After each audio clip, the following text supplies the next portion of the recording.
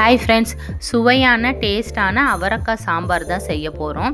வாங்க எப்படி செய்யலான்னு பார்க்கலாம். ஒரு ப்ரெஷர் குக்கர் எடுத்துக்கோங்க. ஒரு கிளாஸ் துவரம் பருப்பு எடுத்துக்கலாம். நல்லா கழுவிட்டுட்டு தேவையான அளவு தண்ணி ஊற்றிக்கோங்க. கொஞ்சமாக மஞ்சத்தூள் போட்டுக்கோங்க.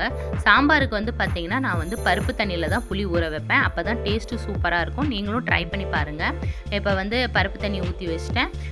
இப்போ மூடி போட்டு 5 விசில் வேக வச்சுக்கலாம். ஒரு கடாய் வச்சுக்கோங்க. கடாய் சூடானொட்டி எண்ணெய் ஊற்றிக்கோங்க. கடுகு கொஞ்சமாக போட்டுக்கலாம். உளுந்தம்பருப்பு போட்டுக்கோங்க. கடுகு நல்லா பொரிஞ்சு வந்ததுக்கப்புறமேட்டு சீரகம் 1 டீஸ்பூன் போட்டுக்கோங்க. கொஞ்சமாக வெந்தயம் போட்டுக்கோங்க. சாம்பாருக்கு பார்த்திங்கன்னா சீரகமும் வெந்தயம் போட்டிங்கன்னா டேஸ்ட்டு சூப்பராக இருக்கும். அதுக்கப்புறமேட்டு கருவேப்பிலையும் வெங்காயமும் போட்டுட்டு நல்லா வணக்கி விட்டுங்க.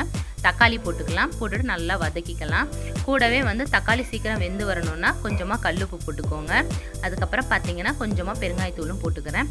போட்டுட்டு நல்லா ஒரு வதக்கிக்கலாம். இப்போ பார்த்திங்கன்னா தக்காளி நல்லா வெந்து வந்துருச்சு.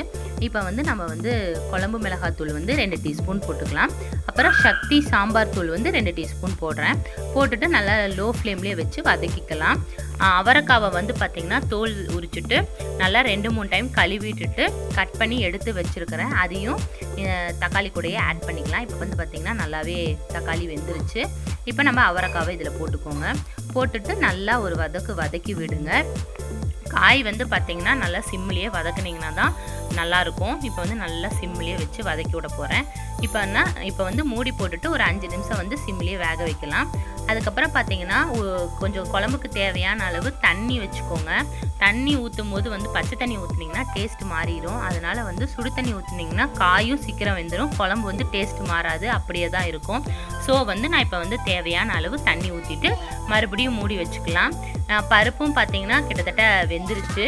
இப்போ நான் விசில் ஓப்பன் பண்ணிவிட்டு பருப்பை நான் கரண்டிலேயே கடைஞ்சிக்கிட்டேன். நல்லாவே வெந்துருச்சு.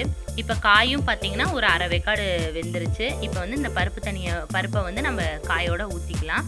ஊற்றிட்டு நல்லா ஒரு 10 நிமிஷம் சிம்லேயே வேக வச்சுக்கலாம். அதே மாதிரி புளியும் கரைச்சிட்டு நல்லா ஓடு இதெல்லாம் இல்லாமல் தூசு இதெல்லாம் எதுவும் இல்லாமல் வடிகட்டி எடுத்து வச்சுருக்கிறேன்.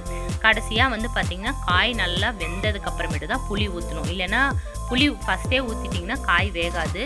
இப்போ பார்த்திங்கன்னா நல்லா காய் வெந்துருச்சு. இப்போ நான் புளி தண்ணி ஊற்றிக்கிறேன். ஊற்றிட்டு ஒரு 10 நிமிஷம் சிம்மில் வச்சுக்கோங்க. நல்லா குழம்பு எண்ணெய் பிரிஞ்சு வரணும். அப்போ தான் பார்த்திங்கன்னா டேஸ்ட்டு சூப்பராக இருக்கும். இப்போ குழம்பு நல்லா பிரிஞ்சு வந்துருச்சு. கொத்தமல்லி தழை கட் பண்ணி போட்டுட்டு ஆஃப் பண்ணிடலாம். இந்த வீடியோ பிடிச்சிருந்துச்சுன்னா லைக் பண்ணுங்கள், ஷேர் பண்ணுங்கள், சப்ஸ்கிரைப் பண்ணுங்கள். மறக்காமல் இந்த அவரைக்காய் சாம்பாரை வீட்டில் எல்லோரும் வச்சு ட்ரை பண்ணுங்கள். பாய்.